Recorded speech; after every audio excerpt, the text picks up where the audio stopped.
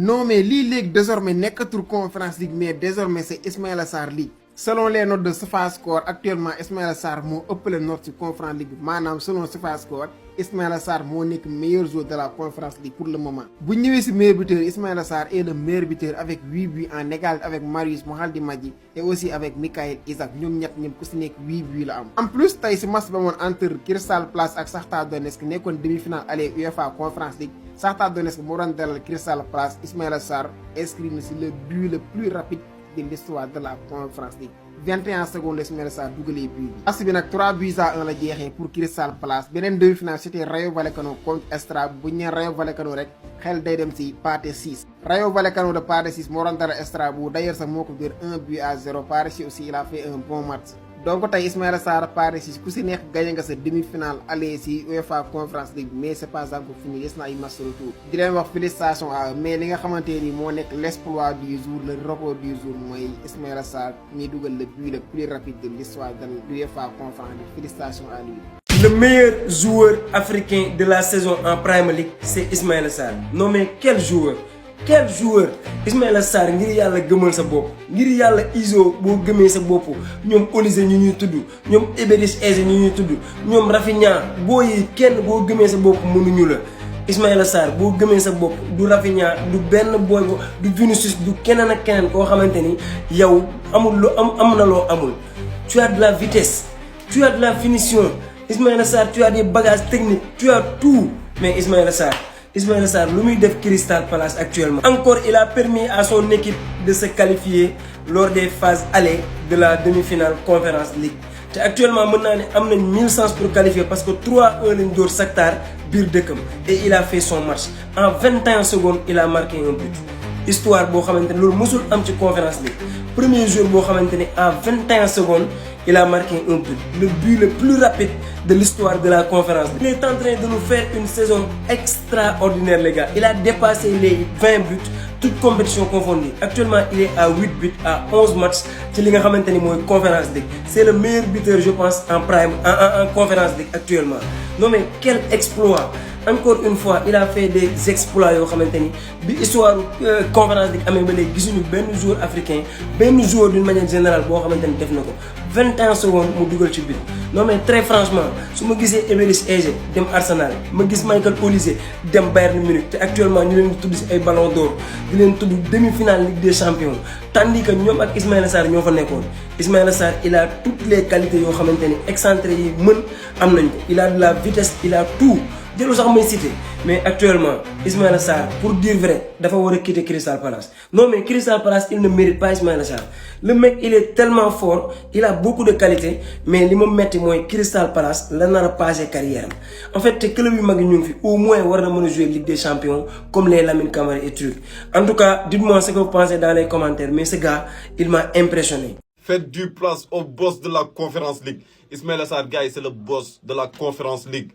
Écrire l'histoire en marquant le but le plus rapide de la Conference League tey gars yi Ismaïla Sarr ci 21 secondes la dugal Shakhtar en demi-finale de la Conference League tey 21 secondes la dugal gars yi 21 secondes la dugal butam bi non gars yi c'est incroyable lu mu nekk di réaliser actuellement cette saison avec Crystal Palace en Conference League en Premier League c'est juste incroyable faut juste applaudir les gars faut juste applaudir. Actuellement, il a 8 buts en 13 matchs de Conference League. 8 buts. Actuellement, il est co-meilleur buteur. C'est le meilleur buteur de la Conference League actuellement. Non, gars, franchement, c'est le boss de la Conference League. En 21 secondes, il marque le premier but. Un magnifique but. Non, machallah, gars, cette saison homme. Saison homme. Vous voyez lu mu nekk di def rek actuellement. Non, franchement, faut juste applaudir. Ñom ñoo door 3-1 Shakhtar Donetsk. ñoom ñoo leen dóor 3-1 te en plus à l'extérieur la ñoom ñoo leen fekk si match aller la donc ñoo ngi koy xaar tamit match retour bi ñoom ñoo dóor 3-1 mën nañ jàpp ni ñoom déjà ils sont en finale mën nañ ko jàpp. On croise les doigts en tout cas il fait une excellente saison te tey tamit il a fait un très très bon match non franchement félicitations à lui machallah gaynde machallah. Ismaïla Sarr sama gars yi moom mooy le boss de la Conference League. gars yi tey Ismaïla Sarr battre na record les gars battre na record. si Massa Shakhtar Donetsk ak Crystal Palace à la 21e seconde maa ngi yokk seconde 21e seconde Ismaïla Sarr lakk caay mu nekk but bu gën a gaaw si compétition Conference League depuis bu ñu ko créé ba léegi. jëma jin di Iso dugal na 5 bi si 4 derniers matchs Conference League ba pare dugal 18e bi si saison ren bi. instant yi nii Crystal Palace am na 2 bi d'écart gay avant match retour bi Crystal Palace moo gagné 3 buts à 1. xam naa ne am na ñi nga xam ne gisaguñu bitu Ismaïla Sarr bi xaaral ma tegal leen bit bi ngeen seetaan ko mais ngeen mayal ma Iso maximum des courses commentaires xaw ma kan nag mais Iso moom mi ngi def saison bu exceptionnel non mais Ismaïla Sarr niveau bi lañ bëgg ngeen dund ko coupe du monde incha allah si kaw si kanam rek doomu ndar-ndar bi. mais aussi gars yi ki ni di Ismaïla Sarr actuellement nii moom mooy meilleur buteur de la Conference League am na 8 bii gars yi si 11 matchs non mais Iso mi ngi si forme car macha allah xaaral ma teg leen bitam bi ngeen seetaan. mais bëgg naa ngeen mayal ma Iso maximum des courses commentaires yi jamono jii nii daal kenn gënu ko nekk forme si joueur Sénégal yi parce que Iso mi ngi def ay performances yu inexplicable foofu noonu ci Crystal Palace. Aber grundsätzlich Rückenwind.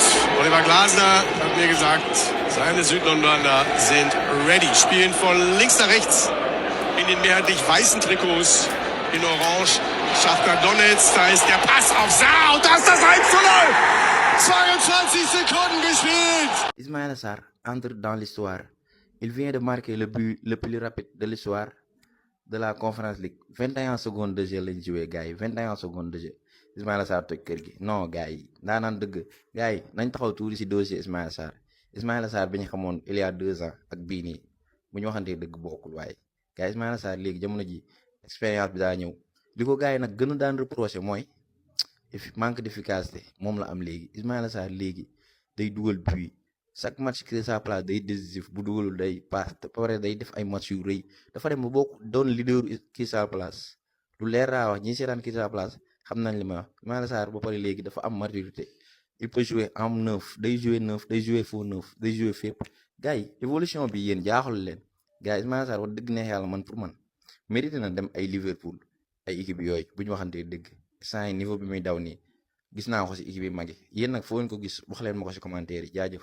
laa wallaay tallaay su ma gisee photo bii rek sama xel fenn kese lay dem. mooy ci jour bii. très franchement pour man niveau bu Ismaïla Sarr di dégager actuellement dafa dépasser Crystal Palace Michael Olise bi mu fa tollee dafa génn dem Bayern Munich Eberis Eze bi mu fa tollee dafa génn dem Arsenal actuellement ñoom ñaar ñëpp ku nekk moo ngi demi-finale Ligue des Champions. Ismaïla Sarr tey jaloor la defati il a marqué le but le plus rapide de l'histoire de la compétition mooy Conference League 21 secondes il a marqué un but en 21 secondes.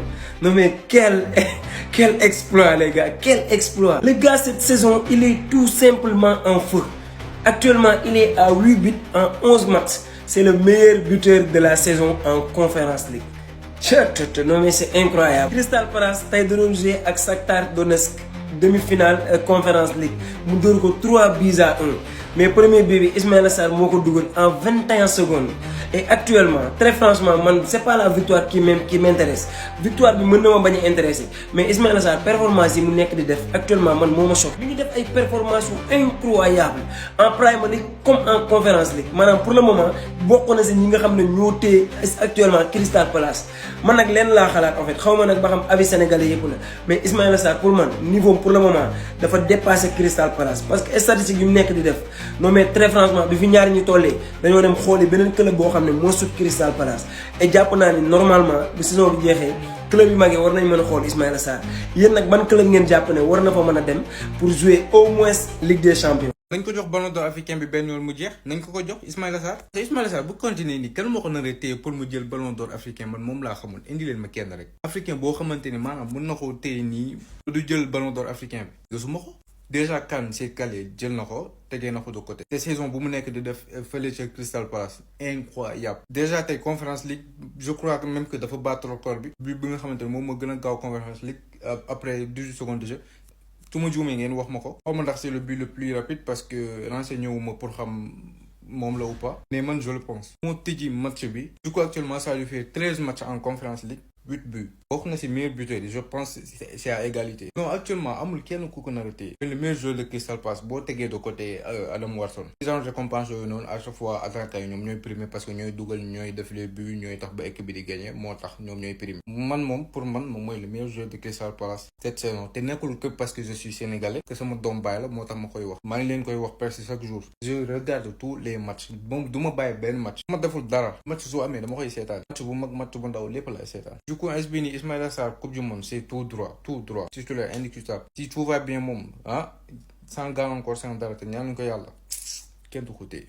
laa illah kon Ismaïla Sarr 21 secondes la dugal biyoon bi le but le plus rapide de l'histoire du compétition le but le bu gën a gaaw si compétition bi Ismaïla Sarr moo ko njëkk def franchement il mérite des félicitations gars yi non gars yi dama koy encourager ba pare gars yi dama koy tàcc ba pare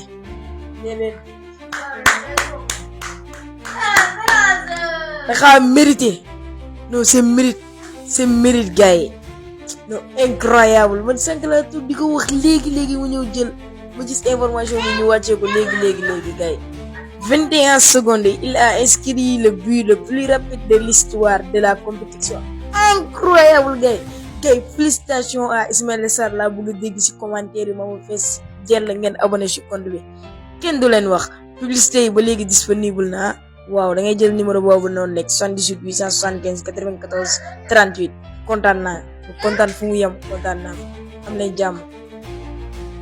lan mooy Olysée boo amee Ismaïla Sarr lan mooy Olysée boo amee Ismaïla Sarr sama gars yi j'espère que yéeg ngeen ko Shakhtar Donetsk Crystal Palace 1 minute de jeu la ñu joué Ismaïla Sarr dugal neexul ba neexul mais sama gars yi Ismaïla Sarr actuellement moo ngi ci forme et bii bi nga xam ne dugal na ko tey dafa nekk di confirmer dynamique bi nga xam ne ci la nekk et c'est vraiment exceptionnel match bi commencé gul sax Ismaïla Sarr dugal bu nekkul woon su ma leen wanee vidéo bi fii mën nañoo suspendre sama compte dama leen di woon vidéo bii bi mais sama gars yi j'espère que yéeg ngeen ko bu fekkee yëgoo leen ko informé naa leen ko dem leen ngeen seetaan le match Shakhtar Donetsk ak Crystal Palace actuellement 1-0 demi-finale Ligue Conférence Ismaïla Sarr ak clubam actuellement ñoo mën a score mais le but de Ismaïla Sarr neexul ba neexul mais sama gars yi 2 touches de balle la Ismaïla Sarr am ci match bi ci 2 touches de balle bi deuxième touche de balle bi ça finit par un but un joli but un excellent but de Ismaïla Sarr et actuellement 1-0 actuellement nag mën naa wax ni lan mooy Olysée bu fekkee am nga Ismaïla Sarr sama gars yi Ismaïla Sarr saison bi nga xam ne moo ngi koy def actuellement c'est vraiment magnifique et bu fekkee yëgoo leen ko Crystal Palace moo mëne 1-0 un but de Ismaïla Sarr. Wow, incroyable les passionnés de foot. Ismaïla Sarr a fait un exploit les gars. Est-ce que vous savez Ismaïla Sarr a inscrit le but le plus rapide dans l'histoire de la Conférence League les gars. Mais c'est juste incroyable. Quel homme les gars. Vraiment ça nous fait plaisir de voir les joueurs du Sénégal briller dans leur club mais aussi dans leur championnat. Alors Shakhtar Donetsk nak modern Jano donc voilà à Crystal Palace li dem rek ci Conférence League. Alors Ismaïla Sarr a ouvert le score ci 18 secondes de jeu les gars. Alors mu nekk nag le but le plus rapide donc dans l'histoire de cette compétition mu nekk Conférence League. Alors actuellement Ismaïla Sarr a inscrit 8 buts en 13 matchs. Il est juste incroyable les gars. Vraiment ça nous fait plaisir. Ça nous fait plaisir de voir les joueurs du Sénégal actuellement briller dans leur championnat parce que actuellement ñu ngi waajal li nga xamante ne rek moo di coupe du monde et dañoo bëgg suñu joueurs yi nekk top niveau ndax bu ñu demee coupe du monde duñu craindre dara.